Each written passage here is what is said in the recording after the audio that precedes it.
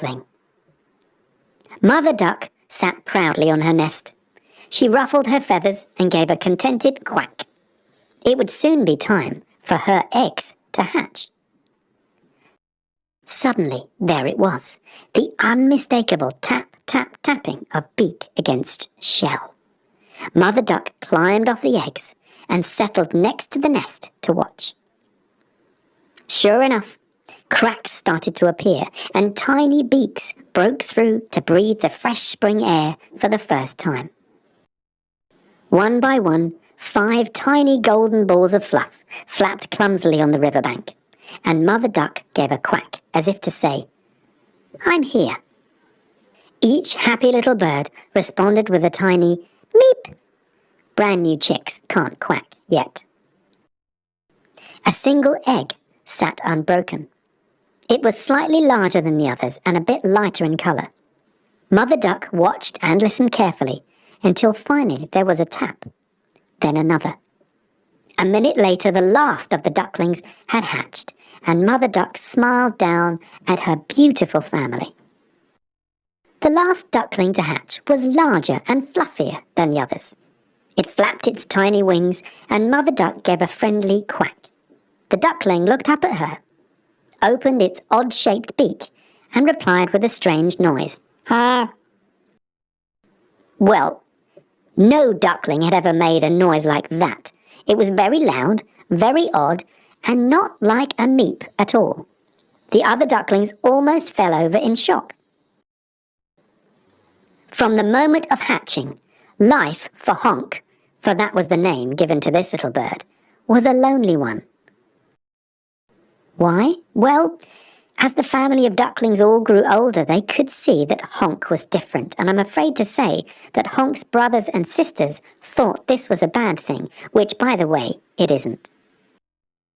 So when Mother Duck wasn't around to stop them, the other ducklings would call Honk silly names and were very mean. They made it clear that Honk just didn't fit in. Maybe you know some horrid children who do that kind of thing.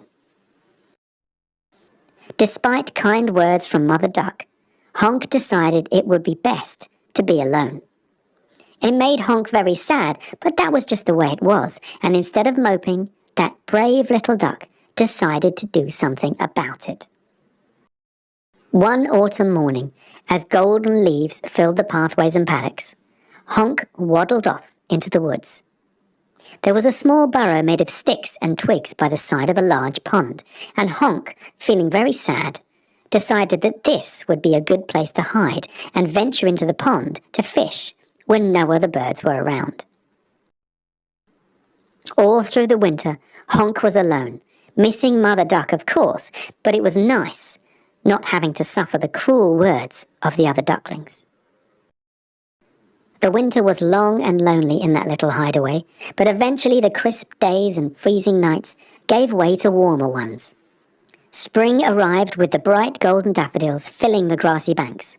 Cherry blossom burst from the trees in pink and white, and Honk was hopeful that spring would bring happier times.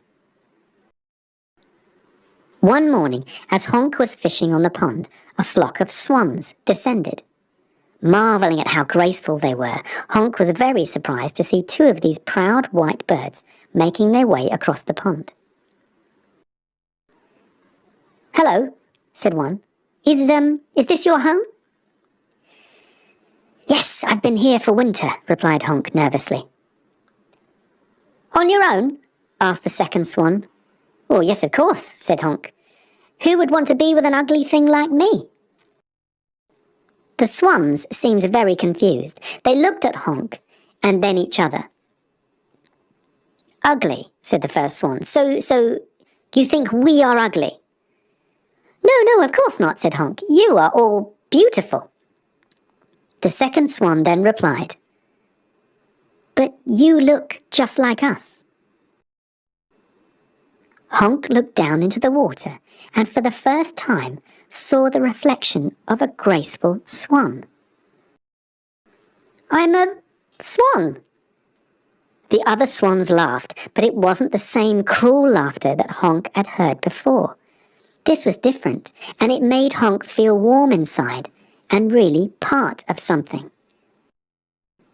"You seem surprised," said the first swan. "I am," said Honk. "I always thought I was a funny-looking duck." "Well, I suppose compared to a duck, you are. But as a swan, you are just perfect." On hearing these words, Honk felt somehow stronger.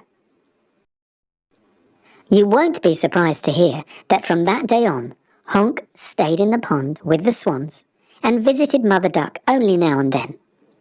That was where Honk belonged. Our not-so-ugly duckling had found a home at last, and life was good. Honk happily paddled, soared, fished, and honked, as only swans can. So that is the tale of the Ugly Duckling. But let me end by saying this. Some stories start off sad, but end up happy. And that, I'm afraid, is just how life is sometimes. If you ever find yourself in a place where those around you just don't seem to understand or accept you just as you are, don't worry, because it's not the end of your story. Remember that Honk was beautiful all along, but those other ducks just couldn't see it.